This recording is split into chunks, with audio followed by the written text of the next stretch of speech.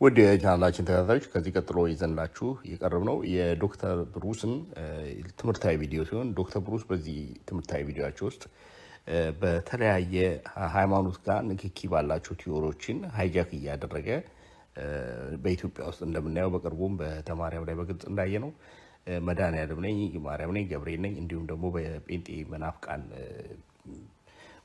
በኩል በየጸበሉ እንደምናየው ኢየሱስ ክርስቶስ ነኝ እያለ ሰዎችን የሚጠጋ አታች የሚያደርግ ስፒሪት ወይም መንፈስ እንዴት አድርጎ ሰዎችን ለመጉዳትና ለማጥቃት የሚጠቀምባቸውን የተለያዩ ሲስተሞች የሚያሳይ ቪዲዮ ሲሆን የዚህ ቪዲዮ ዓላማው ሰዎች ይህንን ነገር አውቀው ካወቁና ዕውቀቱ ካላቸው እንዲህ አይነት አታችንግ ስፒሪት ወይም ደግሞ እንዲህ አይነት ሪሊጅን ማስክ አድርጎ ሰው ላይ ድርቅ የሚል መንፈስ ብዙ በህይወታቸው ላይ ጥቃት እንደማያደርስ እሳቸው ዶክተሩ ራሳቸው ባሳለፉት ህይወታቸው እንዲህ አይነቱን ነገር መፍትሄ ለማግኘት የተለያየ ቦታ ሄደው ግን ያለባቸው ችግር ሲሪየስ መሆኑን ሲያውቁ ሰዎች እንደጣሏቸውና ብዙም በኢትዮጵያ ውስጥ ያሉ ሰዎች እንዲህ አይነት ችግር ያለባቸው ሰዎች ምንም ብዙ የሚረዳቸው እንደሌለ የሚረዳቸው ሰው ጠፍቶ የሚያወሩትም ነገር የሚገባው ሰው በጣም ስለሚጠፋ ችግር እንደሆነ ዶክተሩ ይናገራሉ።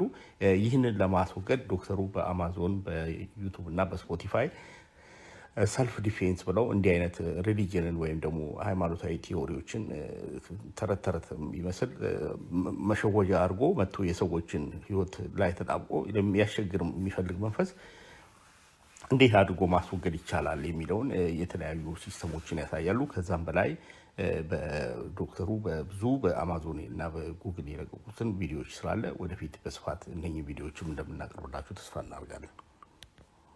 As usual, if you enjoy watching this video, please help by clicking the like button below. And if you're new to this channel, don't forget to subscribe so you won't miss any interesting updates in the future. ክቡራን ተመልካቾቻችን ይህ ከኢትዮጵያ ኦርቶዶክስ ተዋሕዶ ቴሌቪዥን እየተዘጋጀ የሚቀርብላችሁ ዜና ቤተ ክርስቲያን ነው። እህተ ማርያምና ሱዛን አብረው ነበሩ። ኦኬ አብረው እንግሊዝ ሀገር እያሉ ጌትነትና እስራኤል የሚባሉ ልጆች የጸሎት ፕሮግራም እንደ ጽዋ ነበራቸው። እሺ እዛ ነበራቸውና እዛ ይሄዱ ነበር። እህተ ማርያምና እቺ ልጅም 40 የሚሆኑ ሰዎች እዛ ጸሎት እናረጋለን አለች ልጅቷ። ጽዋ አላቸው። እሺ እዛ ያላቸው እንደዚህ ጸሎት እያደረጉ እህተ ማርያምና እቺ ልጅ ሁለቱም ይጮሃሉ። እሺ እና ትላለች እቺ እኔ አለብኝ ደብተራ የዛርና ምናምን አለብኝ ትላለች እቺኛዋ። እሺ ዘሴም ቲንግ ደግሞ እህተ ማርያምም እንዲህ ትለፈልፍና ያስጮሃታል አለች። 7 ጊዜ ይጮሁና አውቆ የለቀቀ መስሎ በሰው ፊት የለቀቀ ይመስላል አለች። እሺ በውስጧ ግን እሷ በቃ እኔ እመቤቴ ኪዳነ ምሕረት ነው ደግሞ የምትለው። ይገርምሃል እመቤቴ እንኳን አትላትም። እመቤቴን አልጠራትም ማርያም አትልም። ኪዳነ ምሕረት ነው የምትል ነበር ማለት ኪዳነ ምሕረት ነው። አሁን ኪዳነ ምሕረት ነው ለሷ መስላ የምትታያት በቃ ኪዳነ ምሕረት መስላ ነው በውስጧ ያለው እህተ ማርያም የምታስበው ኪዳነ ምሕረት ነው በቃ። አሁን ኪዳነ ምሕረት ግን ኪዳነ ምሕረት አይደለችም። እርኩሱ መንፈስ ነው እንደዛ በእህተ ማርያምን የሚያታልላል። በእህተ ማርያም ለኪዳነ ምሕረትን ስለምትወዳት ነው ኪዳነ ምሕረት ነው። እህተ ማርያም በጣም እመቤቴን ትወዳለች። አሁን በምትወዳት ነገር ነው የመጣ ይሄ ነገር። አሁን ኪዳነ ምሕረት ነኝ ብሎ እሷን እንደ ኪዳነ ምሕረት ሆኖ ይታያታል። ዋላ ልብስ ለብሳ እንደዚህ እየተንጎራደደች ምናምን እመቤቴ ታየችኝ የሚለው እሱ ራሱ ነው። እና ጌትነትና እስራኤል ሁሉ ጊዜ ይለምኗታል። እህተ ማርያም ተሳስተሽ እህተ ማርያም ራሱ እሱ ነው ያወጣላት አለች። መንፈሱ ማለት ነው።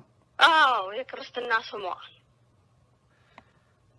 እና እቺ ልጅም እንደሱ አይነት በሽታ አለባት። እቺ ልጅቷ ደግሞ እቺ ኤርትራ ከሷ ጋር የነበረችው ልክ እንደሷ። አሁን ሁሉ ጊዜ እሷ ምን ትላለች? እኔ ኃጢአተኛ ነኝ፣ እኔ በደለኛ ነኝ፣ እንዴት ብዬ ነው ይሄ ጸጋ ለኔ ሊሰጠኝ አይችልም ትላለች። አዎ እቺኛዋ ኤርትራያኗ ማለት ነው። የእውነት ከእግዚአብሔር መስሏት ማለት ነው። ግን ከእግዚአብሔር አይደለም እያለች ነው ፋይት የምታረግ። እህተ ማርያም ግን ወዲያው አመነች። እነ ጌትነት ቢለምኗት እነ እስራኤል ቢለምኗት ተመለሺ ለቄሶች እንንገር ሱባኤ እንያዝና ይሄ ነገር እውነት ከሆነ እንነጋገር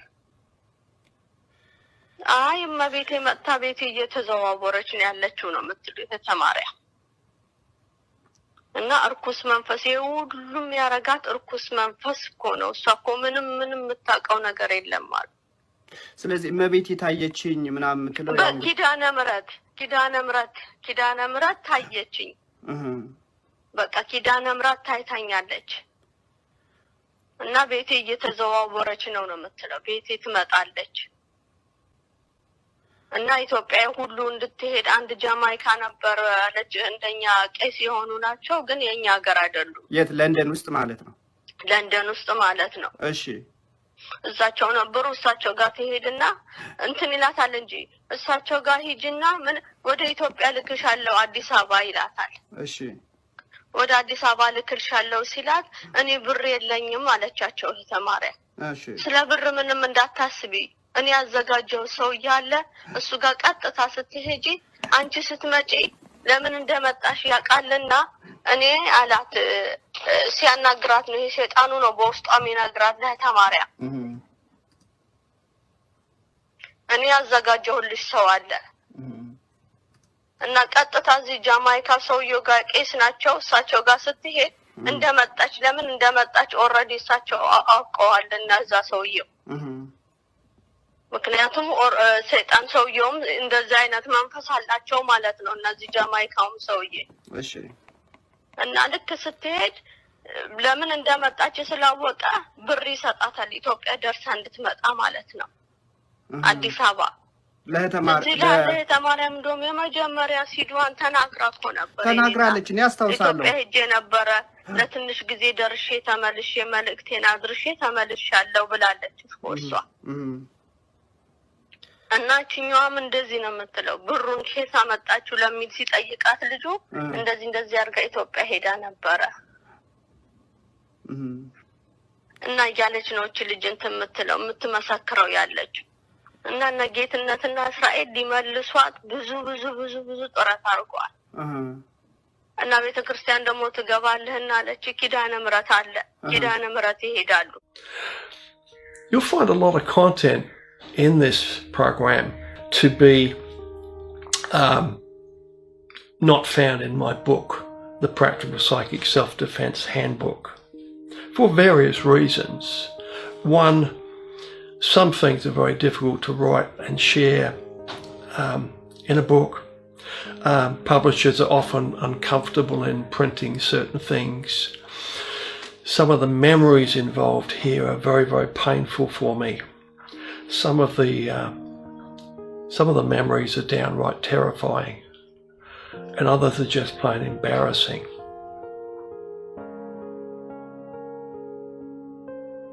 And I got my baby son out of the back seat from his harness and picked him up, and the instant I stood up with my son, the entity took complete control of me. was pushed aside. It's like my astral body was pushed slightly out of alignment with my physical body. And the neg, driving my body, walked towards the edge carrying my baby son. And the edge was about probably 30 feet away.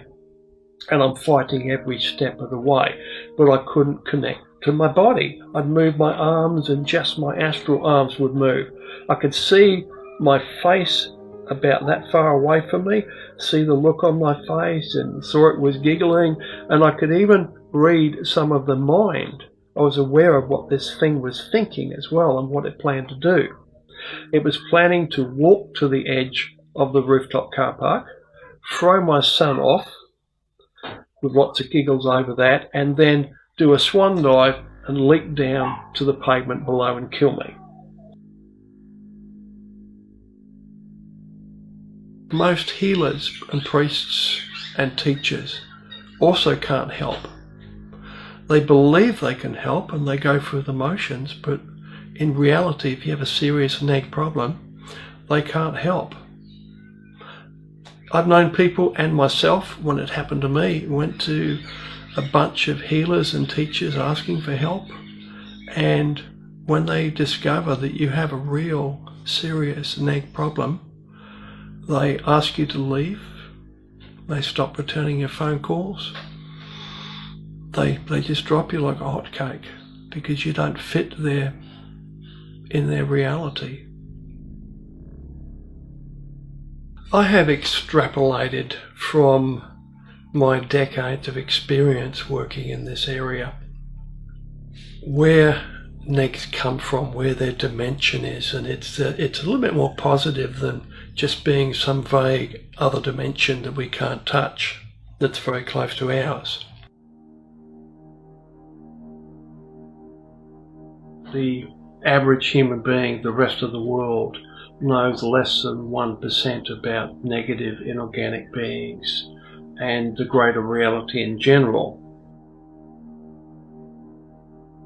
I have broken the different types of negs that I've encountered and worked with over the years down into a few basic types. Type 1 negative entity is the strictly earthbound, earth element type neg, which is the most problematic in the world today. This probably accounts for over 90%, probably 95% of problems.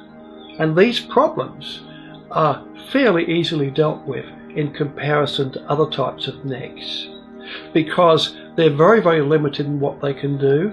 They are strictly bound to the surface of the earth, and they're very, very vulnerable to running water and electrical earthing countermeasures.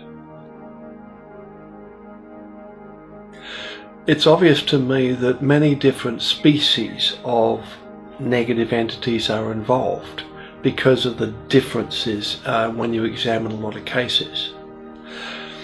A basic common or garden variety neg on human attack happens very, very quickly, and it will typically last a period of about 3 to 4 weeks, and then it will end for no particular reason.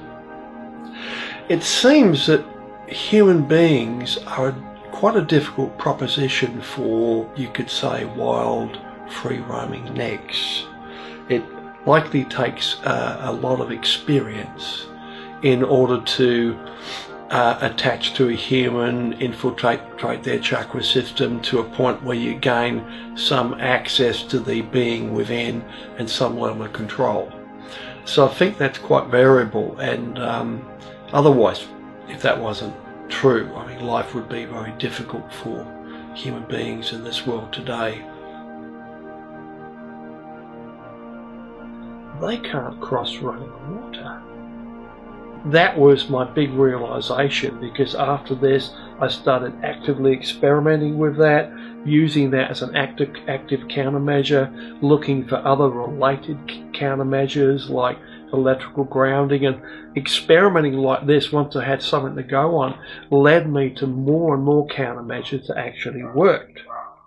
And I pieced it all together. Now, after that realization, I had people coming to me, coming out of the woodworks with entity problems in their home with themselves, and I had more negs attacking me and more experiences, which gave me opportunities to test my countermeasures under live field conditions. It was like you couldn't have planned this better if you had literally planned it from the start. My education in this area was profound. It's not a good idea to wait until a neg problem happens before you learn how to identify it and how to do something about it. It may not happen to you, ever, but it might happen to someone you know or someone you love. And you will have the knowledge within you to identify that and help them to take action before anything bad happens, and in that way to save them a great deal of grief and pain. In that sense, the knowledge I'm presenting here is absolutely priceless.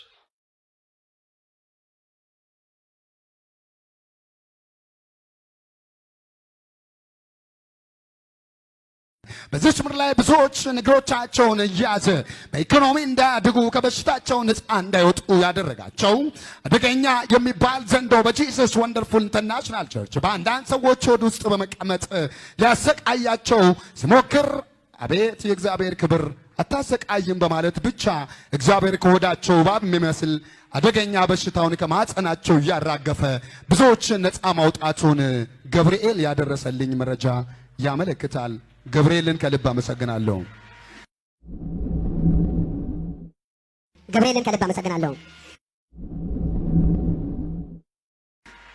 አድማጮቻችን እንግዲያውስ በማለዳው እሁድ ፕሮግራም ወደ እናንተ በቀጥታ እየደረሰ ያለውን ስርጭት እየተከታተላችሁ ነው የምትገኙት።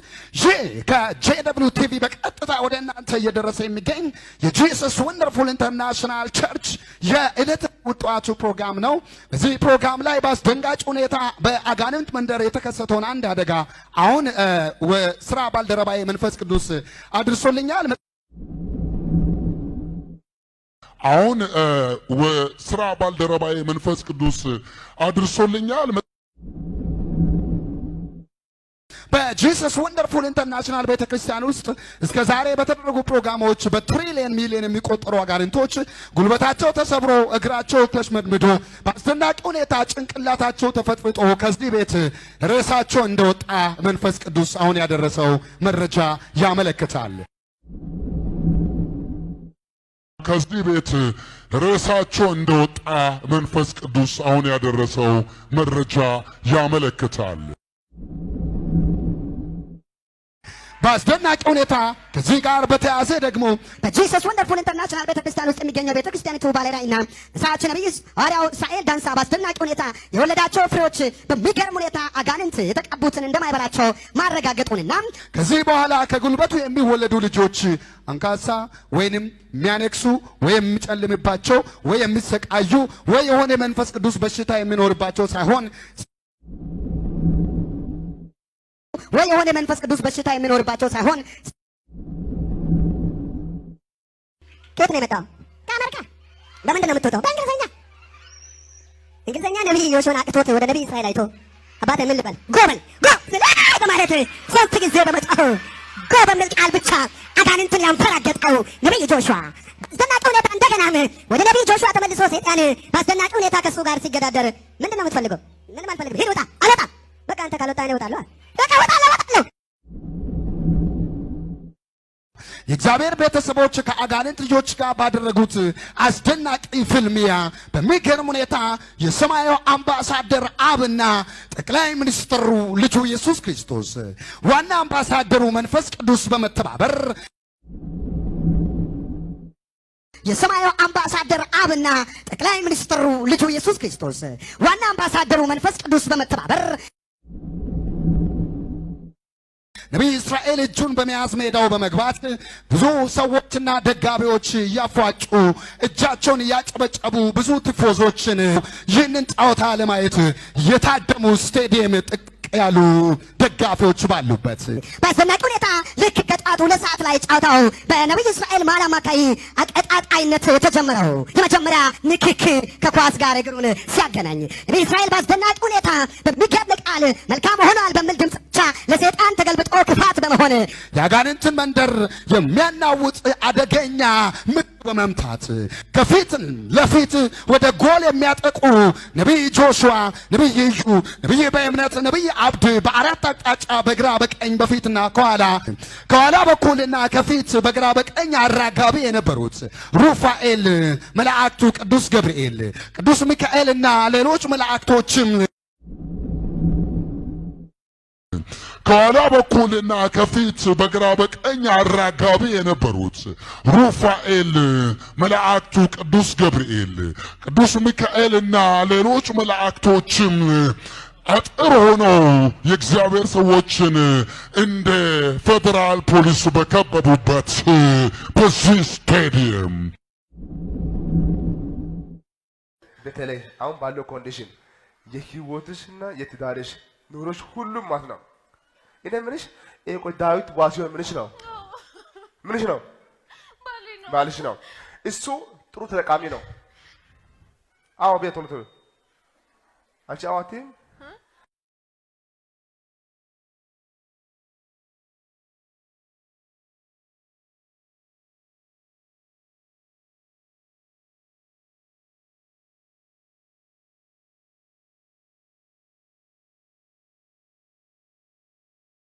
Sometimes people hold a core belief that is very strong.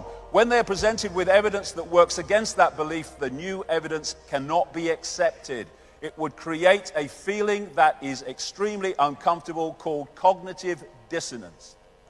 And because it is so important to protect the core belief, they will rationalize, ignore, and even deny anything that doesn't fit in with the core belief. Mark Twain, it's easier to fool people than to convince them they have been fooled. Why? Because they don't, understandably, want to realize they've been fooled. But it's a wonderful thing to realize you've been fooled. It's a great gift, because from that point you will not be fooled any longer. It's a wonderful gift. Abundance is yours. Claim it today. Subscribe for more great videos.